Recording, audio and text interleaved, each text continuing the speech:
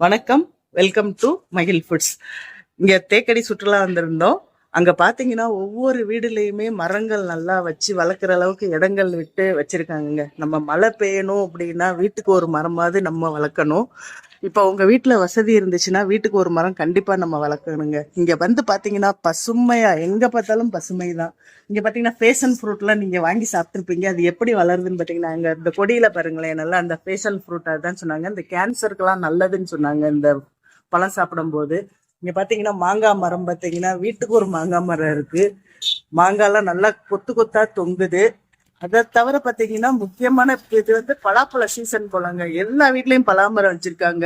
ஒவ்வொரு மரத்துல எவ்வளவு பலாப்பழங்கள் தொங்குது. ரொம்ப ஒரு அருமையா இருந்துச்சு. மூலிகைகளும் நிறைய வச்சிருக்காங்க. வீட்டுக்கு வீட்டுக்கு மூலிகை தோட்டம் இருக்கு. நந்தியாவட்ட மரம், ஆஹ் அதாவது இயற்கை இது பண்ற மாதிரி குரோட்டன்ஸ் எல்லாமே வச்சிருக்காங்கங்க. இதே மாதிரி நம்மளும் வீட்டுக்கு ஒரு மரம் வளர்த்தோம்னா நம்மளுக்கும் நல்லது, நம்ம எதிர்கால சந்ததிக்கும் நல்லது.